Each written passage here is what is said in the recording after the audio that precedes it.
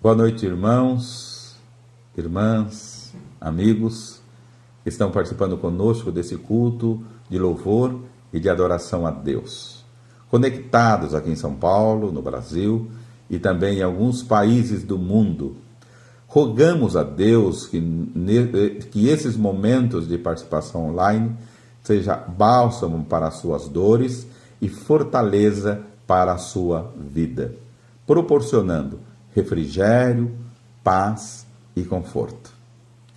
Deus ama todos nós e quer cuidar de cada um de nós. Portanto, Ele convida você para estar com Ele. Venha, porque o Senhor Jesus está com os braços abertos para recebê-lo. Nós vamos fazer uma leitura bíblica da Palavra de Deus de uma forma responsiva. Eu lerei os versos ímpares e todos juntos com a Tami, com minha esposa, lerão os versos pares. Esta é uma linda narrativa que está lá no livro de Atos dos Apóstolos, entre Pedro e Cornélio. Atos, capítulo 10, versículos 23 a 35. Em nome do Senhor Jesus, faremos esta leitura. Eu lerei os versículos ímpares e vocês acompanharão a Tamika e a Natália nos versículos pares. Leiamos. Pedro, pois, convidando-os a entrar, hospedou-os no dia seguinte. Levantou-se e partiu com eles. Também alguns irmãos do que habitavam em Jope foram em sua companhia. No dia imediato entrou em Cesareia. Cornélio estava esperando por eles, tendo reunido seus parentes e amigos íntimos. Aconteceu que, indo Pedro a entrar-lhe, lhe saiu Cornélio ao encontro, e prostrando-se-lhes aos pés, o adorou. Mas Pedro levantou, dizendo: Ergue-te, que eu também sou homem. Falando com ele, entrou, encontrando muitos reunidos ali. A quem se dirigiu, dizendo: Vós bem sabeis que é proibido a um judeu ajuntar-se ou mesmo aproximar-se a alguém de outra raça. Mas Deus demonstrou que a nenhum homem considerasse comum ou imundo. Por isso, uma vez chamado, vim sem vacilar. Pergunto, pois, por que razão me mandastes chamar? Respondeu-lhe Cornélio: Faz hoje 4 dias que por volta desta hora estava eu observando em minha casa a hora 9ª de oração, e eis que se apresentou diante de mim um varão de vestes resplandecentes. E disse: Cornélio, a tua oração foi ouvida e as tuas esmolas lembradas na presença de Deus. Manda, pois, alguém a Jope a chamar Simão, por sobrenome Pedro, acha-se hospedado em casa de Simão, curtidor à beira-mar. Portanto, sem demora, mandei chamar-te e fizesse bem em vir. Agora, pois, estamos todos aqui na presença de Deus, prontos para ouvir tudo o que te foi ordenado da parte do Senhor. Vamos então ler juntos os versículos 34 e 35. Então falou Pedro, dizendo: Reconheço por verdade que Deus não faz acepção de pessoas. Pelo contrário, em qualquer nação, aquele que o teme e faz o que é justo, lhe é aceitável. Amém. Que Deus te abençoe. Após a leitura da palavra de Deus, nos colocaremos em oração diante do Senhor, para que Ele possa nos dar sabedoria, para, assim como nos ensina a palavra do Senhor, não fazermos acepções de pessoas. Vamos orar. Grandioso Deus e nosso Pai Celestial, em nome do Senhor Jesus, eu quero te agradecer e te engrandecer. Pai, muitas coisas têm nos seduzido, muitas coisas. Assim como olhamos para as coisas, olhamos para a beleza das coisas, olhamos muitas vezes para as pessoas, olhamos para os objetos e os admiramos, ó Deus. Nós queremos olhar para o céu, olhar para Jesus, olhar para a cruz, ó Pai amado, e poder perceber que o Senhor está olhando para nós. Poder perceber que Jesus morreu naquela cruz porque nos ama e se sacrificou, porque quer que nós vivamos para Ti. Por isso te pedimos, Senhor, visita-nos nesse momento de tanta dor, de tanto sofrimento, de tanta angústia, de desespero porque não sabemos o que fazer. Visita, Senhor, o Teu povo, assim como o Senhor visitou o povo de Israel várias vezes, mesmo diante de uma situação de muitas dificuldades. O Senhor esteve com eles e os libertou da escravidão de vários momentos. E nós nos colocamos, ó Deus, porque estamos sendo nesse momento escravos, como teus filhos, ó Deus. Nós estamos vivendo uma escravidão, estamos vivendo na prisão, dentro das nossas casas, dentro dos nossos apartamentos. Senhor, por isso nós clamamos. Estendas as tuas mãos sobre nós e mostre, Senhor, a solução disso tudo. Mas, ó Deus, nesse momento em que nos reunimos em culto de louvor e adoração a Ti, que o nosso coração, a nossa alma estejam cheios de júbilos para cantar e para louvar o Teu nome. Senhor, perdoe os meus pecados e aceita, ó Pai, a nossa adoração, para que, Senhor, a nossa vida se alegre e tenhamos a certeza de que, ao caminhar, cada dia, estamos fazendo a Tua vontade. Fique conosco e nos dê a Tua paz. É em Teu nome, Jesus, que oramos. Amém.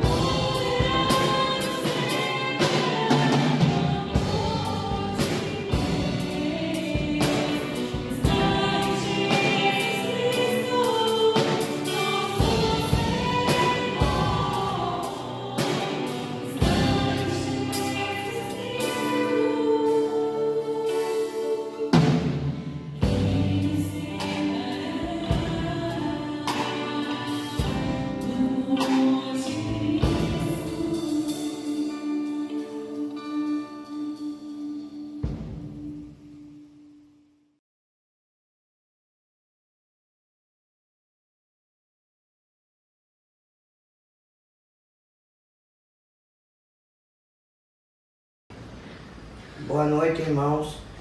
Vamos fazer a leitura de Jó 34, de 19 a 22.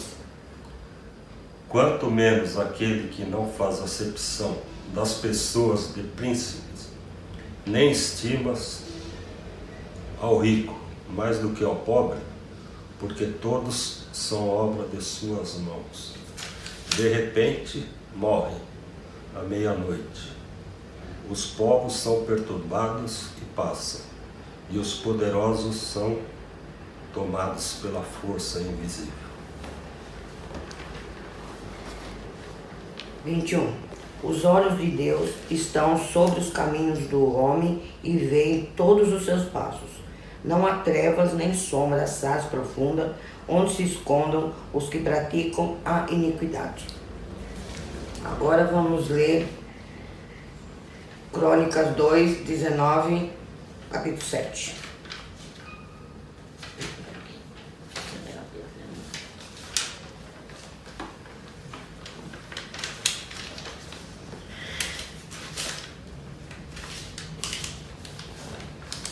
Agora, pois, seja o temor do Senhor convosco.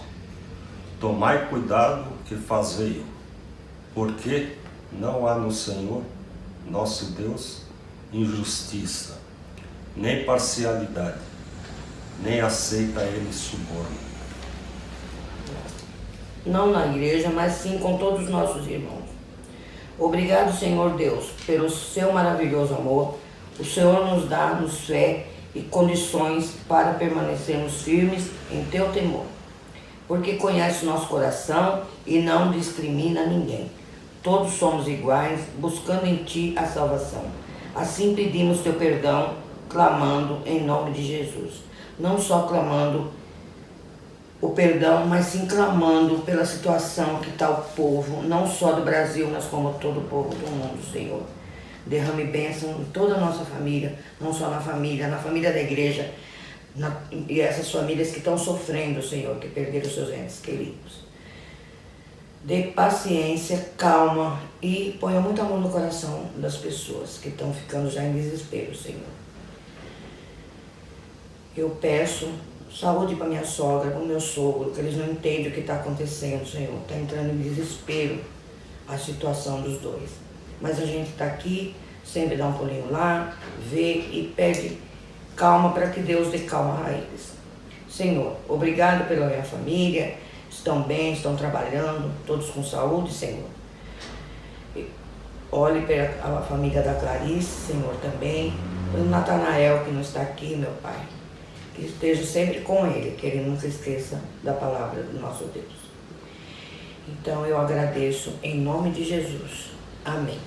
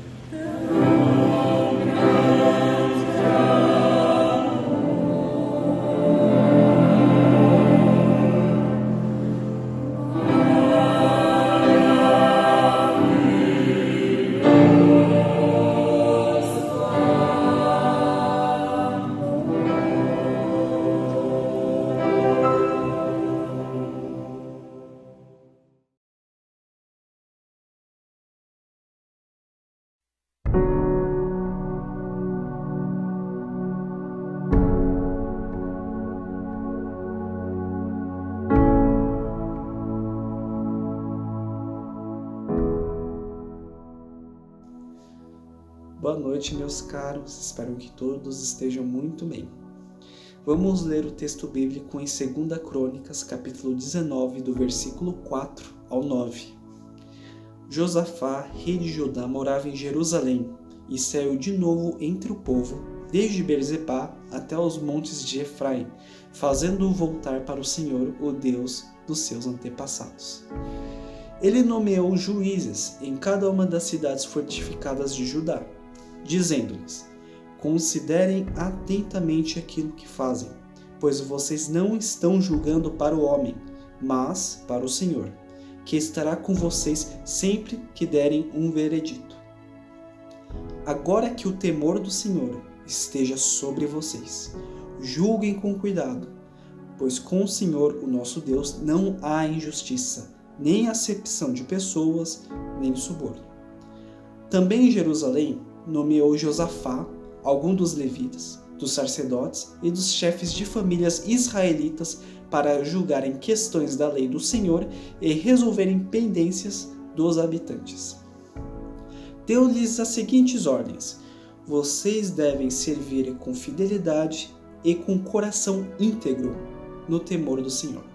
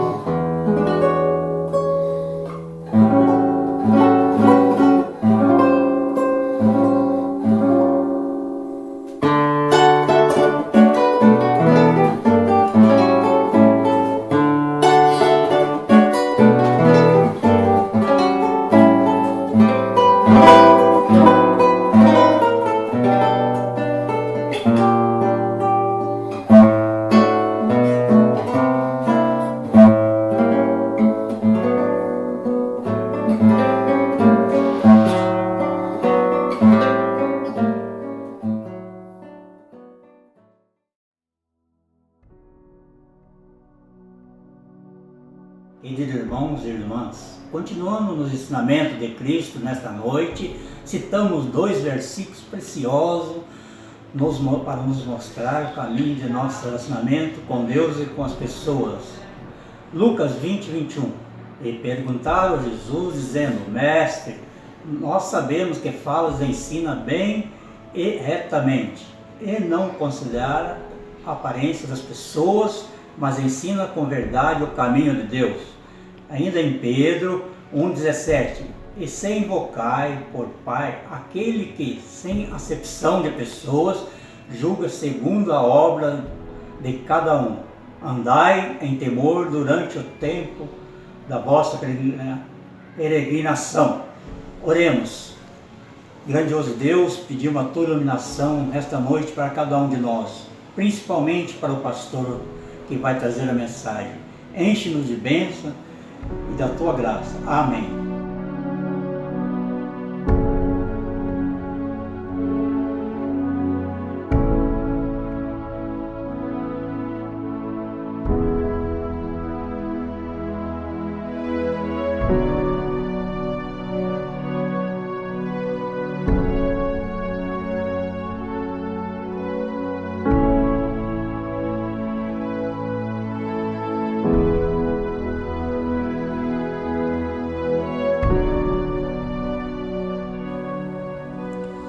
Boa noite, irmãos e irmãs. Eu quero saudar vocês com a paz do Senhor Jesus. Hoje eu quero falar com vocês sobre como Deus nos olha. E eu quero convidá-los para a leitura da Palavra de Deus, que se encontra lá no primeiro livro de Samuel, no capítulo 16. Nós tomaremos como base do versículo 1 até o versículo 13, mas leremos agora somente os versículos 6 e 7. E esses versículos nos ensinam o seguinte: Sucedeu que, entrando eles, viu a Eliabe e disse consigo: Certamente está perante o Senhor o seu ungido. Porém o Senhor disse a Samuel: Não atentes para a sua aparência, nem para a sua altura, porque o rejeitei. Porque o Senhor não vê como vê o homem vê o exterior, porém o Senhor o coração. Que maravilha nós sabermos isso, queridos. A Bíblia, ela conta que após o Senhor Deus ter rejeitado Saul como rei de Israel, Deus chamou o profeta Samuel e lhe deu uma ordem. Qual ordem? Ungir um novo rei para Israel que substituísse Saul. Então, o profeta Samuel foi até Belém, na casa de Jessé, para consagrar um dos filhos de Jessé como novo rei de Israel. Quando o profeta Samuel estava na casa de Jessé, ele ficou impressionado com a aparência e a beleza e porte físico de um homem chamado Eliabe. Um homem bonito demais, segundo os relatos bíblicos. E logo pensou: certamente está diante de mim o rei de Israel. Certamente está diante de mim o rei de Israel. Na mesma hora, Deus chamou a sua atenção, na mesma hora, e disse, além de chamar a atenção, o divertiu e o corrigiu. Não atentes para a sua aparência, nem para a sua altura, nem para a sua estatura, porque o tenho rejeitado. Porque o Senhor não vê como vê o homem. O Senhor não vê como vê o homem, pois o homem vê o que está diante dos seus olhos, porém o Senhor vê, olha o coração. É muito interessante a gente perceber isso. O profeta Samuel quis ungir o novo rei para Israel apenas naquilo que os seus olhos enxergavam, meus irmãos, aparência e estatura, mas acabou sendo advertido e corrigido por Deus.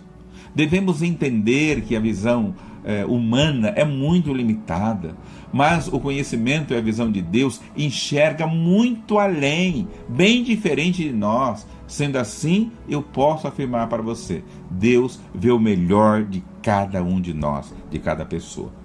Muitas pessoas se sentem fracas e incapazes e, por isso, não conseguem ser felizes, Um dos motivos que nos faz ter uma visão errada de nós mesmos é que temos muita facilidade de enxergar os nossos defeitos e as nossas falhas. Sabia disso? Olhamos os nossos fracassos e isso rouba a nossa paz, isso rouba a nossa alegria, isso rouba o desejo de caminhar adiante. Mas também temos uma visão errada das outras pessoas, daquelas que nos cercam, e acabamos julgando-as de acordo com as suas limitações e conforme o nosso entendimento dessas pessoas. Entenderam? Veja o caso de Moisés. Moisés era um homem fracassado. Ele não possuía terra, morava de favor na casa do sogro, e se não fosse isso bastante, ainda era gago. Vejam as dificuldades que tinha esse homem. Aos nossos olhos, aquele homem não tinha nenhuma perspectiva de futuro. Mas para Deus o honrou. Deus honrou Moisés e o transformou no grande libertador do povo de Israel no Egito, do grande libertador do povo de Israel no Egito. Foi isso que Deus fez com Moisés, meus irmãos. A verdade é que nem mesmo Moisés se achava capaz de realizar as obras de Deus, nem mesmo ele, pois era tímido e tinha uma visão distorcida de si mesmo. Porém, Deus sempre vê o que há de melhor em nós e a história de Moisés nos mostra a grande diferença entre a visão humana e a visão de Deus. Nós vemos a fraqueza, Deus vê o nosso potencial, né? Ele chama os rejeitados, ele chama os tímidos, os esquecidos e os torna grandes líderes, valentes e vencedores. Então, meus irmãos, Deus vê o coração. Esse é o segundo ponto, né? Os nossos olhos, como seres humanos, costumam valorizar aquilo que vê, como os dons, a beleza exterior, o nível social, a formação familiar, o sobrenome, né? A cultura, a capacidade intelectual e tantos outros atributos externos da pessoa. Mas para Deus, essas coisas não são tão importantes assim. E enquanto nós olhamos para as pessoas e nos preocupamos com a carcaça, nos preocupamos com o superficial, nos preocupamos com os rótulos, o Senhor Deus olha e prefere o conteúdo. Veja que diferença. Deus olha e prefere o conteúdo. Você se lembra da história do profeta Samuel, que nós citamos no início dessa mensagem? Então, ele valorizou a aparência e o superficial. Samuel viu aquilo que era visível apenas aos seus olhos, aquilo que acalentou seus olhos. E é exatamente por isso que somos facilmente enganados, rejeitados em muitas ocasiões. Rejeitamos aquele que é fracassado, rejeitamos o pobre, o fraco, o sem instrução, o feio, ou nem tão bonito assim, não é verdade?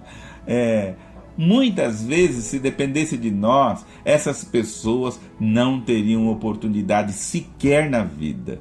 O que podemos perceber é que Jessé nunca levaria seu filho Davi à presença do profeta Samuel para ser ungido rei da maior nação de Israel, de uma nação tão forte e tão poderosa como Israel. Pois aos seus olhos, Davi era não era importante. Não era importante, né? Isso acontece também em nossas famílias. Como é fácil saber que não somos valorizados. Mas como é difícil a gente entender isso dentro da nossa própria família, né? Dentro da nossa própria casa. Ainda bem que Deus vê a sinceridade do nosso coração. Deus olha para o nosso coração.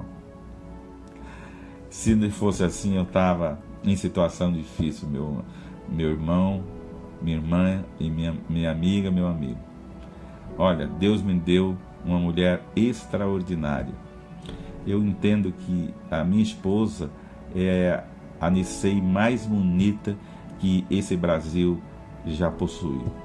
Uma mãe extraordinária, uma mulher extraordinária, uma companheira fantástica. Então, eu só posso agradecer a Deus. E em terceiro lugar, Deus vê você no futuro. Deus vê você amanhã. Enquanto os olhares humanos te julgam por aquilo que você aparenta ser nesse instante, Deus olha para você sabendo que você é aquela pessoa moldada e transformada pela graça de Jesus e o poder do Espírito Santo. O seu amanhã será o amanhã de Deus. E é muito bom saber disso, meus queridos. Irmãos, amigos, Eliabe, apesar da sua beleza, apesar do seu porte físico, da sua aparência, foi rejeitado por Deus. A Bíblia conta que os 3 filhos mais velhos de Jessé, Eliabe, Abinadab e Samá, tinham seguido Saul durante a guerra, mas assim como todos os outros homens do exército de Israel, fugiram ao serem desafiados pelo gigante Golias. E Davi enfrentou esse gigante, né? Será então que algum desses homens deveria ser ungido como rei do povo de Deus? Penso que não, de jeito nenhum. Quem diria que o jovem Davi, aquele jovem ruivo, aquele esquecido pastor de ovelhas, venceria o gigante Golias e seria escolhido rei do povo de Deus? Que o tímido Moisés se tornaria o grande libertador de Israel das mãos do faraó? E o que podemos dizer das nossas vidas? O que você pode dizer da sua vida? O que você pode dizer da sua vida? O que você pode falar a respeito do que Deus está fazendo e fará da sua vida? Deus não poderia nos usar também? Claro que sim, não é? Refletindo da forma como Deus vê, quero te dar algumas sugestões, alguns conselhos. Jamais duvide do amor de Deus e que Ele pode fazer em você e por você. Jamais duvide das transformações que Deus pode fazer na sua vida e da vida das pessoas, por mais diferentes que elas sejam.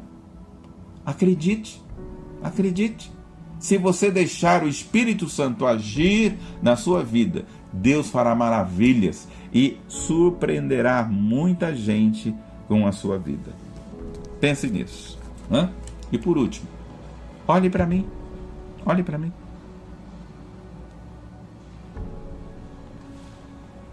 Entenda que Deus escolhe pessoas fracas para torná-las fortes.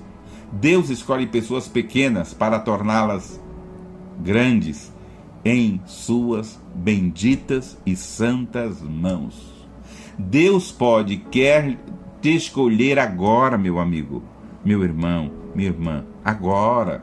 Exatamente por você não ser nada aos olhos da humanidade, aos olhos dos homens. O Senhor pode te escolher porque ninguém jamais te escolheria. Por isso, eu quero te deixar uma certeza. Deus olha para o coração. Deus não olha para a aparência. Que Ele nos abençoe nesse momento de grandes dificuldades na caminhada da vida cristã. Que Ele te proteja, porque Deus não faz acepção de pessoas. Que Deus lhe guie. Amém.